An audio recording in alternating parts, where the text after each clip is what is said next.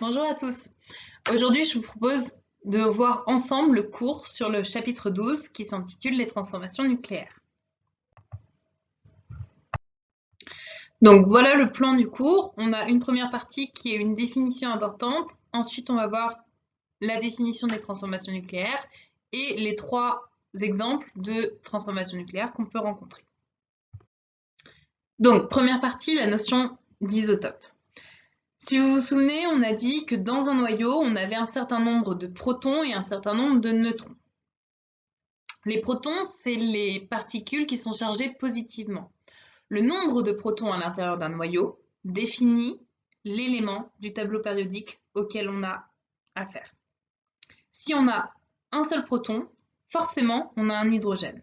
Si on a deux protons, forcément, on a un hélium. Et c'est ce qu'on appelle le numéro atomique. Notre petit z, c'est le nombre de protons. Si on a 6 protons à l'intérieur du noyau, on a l'élément carbone.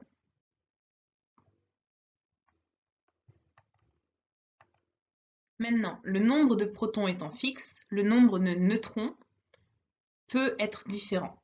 C'est ça qu'on va appeler des isotopes. Ici, vous avez l'exemple avec l'hydrogène. L'hydrogène est défini par le fait qu'on ait un seul proton dans le noyau. Si dans le noyau, on n'a que ce proton, à ce moment-là, on va avoir le nombre de masses, donc le nombre de protons et neutrons réunis, qui va être égal à 1, puisqu'on n'a qu'une seule particule à l'intérieur de notre noyau. C'est le premier isotope. Si maintenant, en plus de ce proton, on a un neutron, à ce moment-là, le nombre de masses protons et neutrons va être égal à 2. C'est celui du milieu. Si on a un proton et deux neutrons, le nombre de masses va être égal à 3 et on va avoir celui juste au-dessus de moi. Donc ça, ce sont trois isotopes de l'élément hydrogène. C'est le même élément puisqu'on a le même nombre de protons à l'intérieur du noyau, mais le nombre de neutrons va être différent. Autre exemple avec le carbone. Le carbone est défini par le fait qu'on ait 6 protons à l'intérieur du noyau. C'est ce qui est représenté sur les schémas ici par les petites sphères rouges. Dans les trois cas, on a 6 sphères rouges. Donc à chaque fois, c'est du carbone. Maintenant, si on a 6 neutrons en plus de nos 6 protons, on a un carbone 12 puisque le nombre de masses A est égal au nombre de protons et neutrons réunis. 6 et 6, 12. Premier isotope. Deuxième isotope, maintenant on a toujours 6 protons, mais on a 7 neutrons. On a le carbone 13. Troisième isotope, on a toujours 6 protons, c'est toujours un carbone, mais ici on a 8 neutrons dans notre noyau. À ce moment-là, c'est le carbone 14. Quel est l'intérêt de ces différents isotopes? Ce qu'il faut savoir, c'est que forcément, les noyaux vont à un moment ou à un autre se désintégrer et devenir autre chose. Ce qui compte, c'est l'échelle de temps. Si, à l'échelle de la vie de la Terre, on peut observer ces changements, à ce moment-là, c'est le cas ici, on va appeler ces isotopes radioactifs. C'est le cas du carbone 14. C'est le cas de tous les noyaux d'uranium, c'est-à-dire qu'à partir du moment où ils sont formés, au bout de, ça peut aller de quelques millièmes de secondes à quelques milliers d'années, forcément, à un moment ou à un autre, ils vont spontanément se désintégrer. Si cette désintégration n'est pas visible à l'échelle de la vie de la Terre, à ce moment-là, on va appeler ces isotopes stables. C'est le cas du carbone 12. Donc pour un même élément, ici le carbone, on peut avoir des isotopes qui sont dits stables et des isotopes radioactifs. Deuxième partie, les transformations nucléaires. Principe de base, transformation, donc il y a une modification de quelque chose, nucléaire, le noyau. Donc c'est le noyau qui va être modifié. Puisqu'on va modifier le nombre de protons à l'intérieur de notre noyau, on va modifier l'élément chimique. Donc avant et après la transformation, on n'aura pas le même élément chimique. C'est le cas avec l'exemple qu'on a juste ici. Le polonium va être modifié et va devenir du plomb et un noyau d'hélium. Donc ici, comment reconnaître une transformation nucléaire? C'est une transformation au cours de laquelle les éléments chimiques sont modifiés puisque le noyau est modifié. Donc jusqu'ici, on avait vu les transformations physiques et chimiques et à chaque fois, on avait dit que si on avait un élément avant, on avait le même élément dans la même quantité après. C'était le principe de conservation de la matière. Ici, les éléments sont modifiés puisque les noyaux sont modifiés. Par contre, on a toujours ce principe de conservation de la matière. Simplement, il agit différemment. Ce qu'il faut savoir, c'est qu'on ne perd et on ne crée pas de particules. C'est-à-dire que le nombre de protons va être inchangé au cours de la transformation. Et le nombre de masses, le A, va aussi être inchangé. Donc le nombre de neutrons va être pas modifié au cours de la transformation. On peut vérifier avec l'équation de transformation nucléaire que vous avez juste ici. Au niveau des protons, on a au début le polonium qui a 84 protons. À la fin de la transformation, on a du plomb et de l'hélium. Le plomb a 82 protons et l'hélium en a 2. Donc on a 84 protons avant la transformation, 84 protons après la transformation. On a bien conservation de la quantité de protons mis en jeu dans la transformation. Pareil avec le nombre de masses, donc le nombre de neutrons et protons réunis. Au départ, on a le polonium qui a 213 particules, protons et neutrons. À la fin, on a du plomb qui en compte 209 et de l'hélium qui en compte 4. 209 et 4, ça fait 213. On a bien conservation de la matière. On va s'intéresser maintenant aux différents exemples de transformation nucléaire qu'on peut rencontrer. La première, c'est la radioactivité. La radioactivité, c'est les noyaux radioactifs dont je vous parlais tout à l'heure, qui vont spontanément, sans effort extérieur, sans conditions particulières, à un moment, ils vont se désintégrer. Ils vont donc changer en d'autres noyaux et au cours de ces transformations, on va libérer des particules, soit des particules alpha, soit des particules bêta+, soit des particules bêta-. Ces transformations vont aussi libérer de l'énergie. Donc l'exemple qu'on va prendre pour illustrer ça, c'est la désintégration alpha. Donc lors d'une désintégration alpha, on a émission d'une particule alpha. La particule alpha, c'est un noyau d'hélium. Donc c'est le cas avec l'équation qu'on a depuis tout à l'heure. Le polonium va spontanément se désintégrer et les produits vont être un noyau de plomb et un noyau d'hélium, notre particule alpha.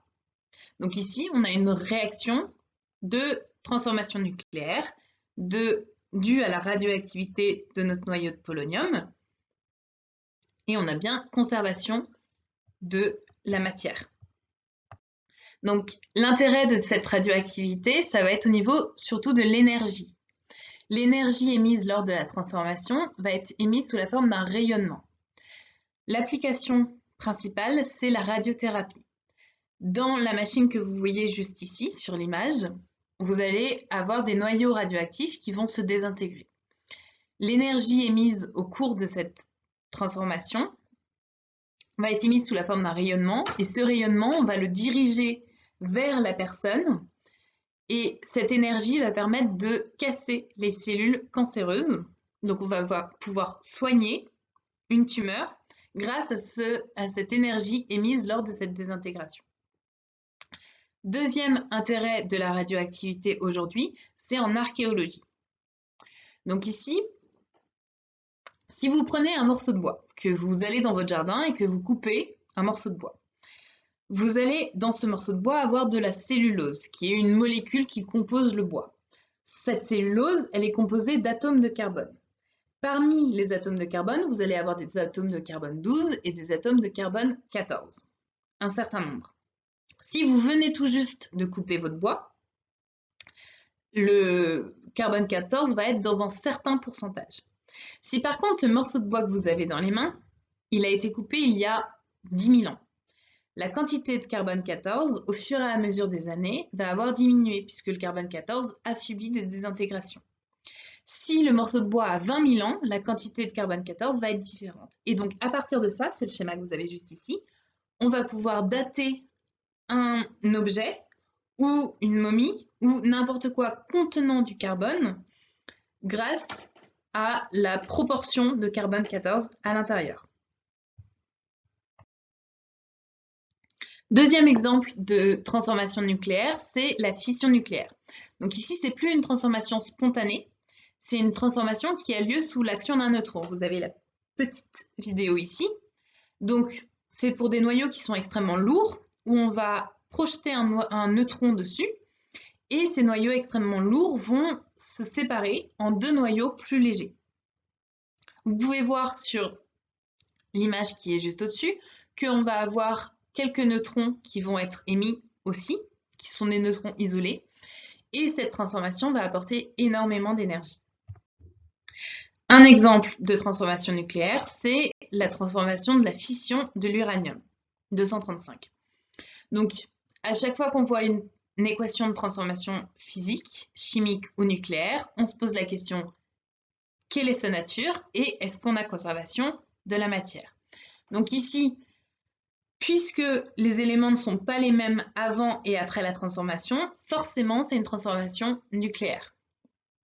Ensuite, conservation de la matière. Pour une nucléaire, on compte le nombre de protons et le nombre de masses. Donc vous pouvez vérifier, les calculs sont juste ici, qu'on a bien conservation de la matière. Quel est l'intérêt de cette fission nucléaire? L'équation que je vous montrais juste avant, dans la diapo précédente, de fission de l'uranium 235, c'est ce qui est utilisé dans les centrales nucléaires. Le principe, c'est que lors de cette fission, on va libérer énormément d'énergie, on va produire énormément d'énergie au cours de cette transformation. Cette énergie-là, on va pouvoir la convertir afin d'en faire de l'énergie électrique, qui va permettre d'alimenter en électricité la population. Donc ici, c'est la base de notre nucléaire appelé civil, c'est-à-dire la production d'énergie. Par contre, ce qu'il faut savoir, c'est que lors de cette transformation, les produits de la transformation sont radioactifs, donc peuvent être dangereux. C'est-à-dire que je vous parlais de radiothérapie tout à l'heure, mais les désintégrations, les énergies émises lors de ces désintégrations peuvent aussi abîmer les cellules saines. Donc, on a un problème assez important de déchets radioactifs. Et l'autre problème du nucléaire, c'est les accidents qu'on connaît. Cependant, c'est la meilleure façon de produire de l'énergie en grande quantité à l'heure actuelle. Troisième transformation nucléaire qu'on va voir, c'est la fusion nucléaire. Donc ici, c'est des noyaux qui sont très légers, très petits, qui vont fusionner ensemble pour produire des noyaux plus lourds. Donc ici, vous avez un exemple de transformation nucléaire, de fusion. Comme d'habitude, transformation nucléaire, oui, puisque les éléments chimiques ne sont pas les mêmes avant et après la transformation. Et conservation de la matière, je vous laisse le faire. Ce qu'il faut savoir, c'est que ces fusions nucléaires, elles nécessitent énormément d'énergie pour commencer, pour s'initier. Mais après, une fois qu'elles ont démarré, elles vont libérer beaucoup plus d'énergie qu'elles n'en ont nécessité. Donc, je vous disais qu'on avait besoin d'énormément d'énergie. C'est pour ça que ces fusions vont avoir lieu dans certains cas particuliers. Par exemple, au cœur des étoiles. Au cœur des étoiles, on a une force gravitationnelle énorme et la température atteint des millions de degrés Celsius, qui est une condition nécessaire pour que la transformation ait lieu. Et donc, à l'intérieur des étoiles, on va avoir cette fusion nucléaire. L'énergie émise, toujours la même chose, elle est émise sous la forme d'un rayonnement, qui là peut même aller dans le rayonnement visible, c'est la lumière des étoiles. Sur Terre, on a réussi à faire cette fusion nucléaire avec la bombe atomique H, mais on n'arrive pas encore à contrôler cette fusion nucléaire à des fins civiles de production d'électricité. Donc c'est notamment le projet ITER qui a pour but d'utiliser la fusion nucléaire pour, de la même façon que la fission, convertir l'énergie émise en énergie électrique pour les populations. Donc, pour résumer, on a une transformation nucléaire si on a une modification du noyau au cours de la transformation. Si le nombre de protons est modifié, alors on n'aura pas les mêmes éléments chimiques avant et après la transformation. C'est comme ça qu'on reconnaît une transformation nucléaire. Par contre, on a toujours conservation de la matière puisque le nombre global de protons et le nombre global de masses, protons et neutrons réunis, n'évoluent pas au cours de la transformation. 3 cas particuliers, la radioactivité qui est une transformation spontanée des noyaux qui vont spontanément évoluer, donc c'est les isotopes radioactifs qui vont se désintégrer et au cours de cette désintégration, on va émettre des particules alpha, bêta+, ou bêta-. Deuxième cas, la fission, où là, c'est avec l'apport d'un neutron que des très gros noyaux, donc des noyaux lourds, des éléments situés à la fin du tableau périodique, vont subir une fission et se séparer en deux noyaux plus légers. Troisième cas, la fusion, ce sont des noyaux légers qui sont au début du tableau périodique, qui vont, sous des conditions particulières, notamment énormément d'énergie thermique, plusieurs millions de degrés, ils vont fusionner ensemble et produire des noyaux un petit peu plus lourds. Dans tous les cas, au cours de la transformation nucléaire, on va produire énormément d'énergie, ce qui a énormément d'intérêt.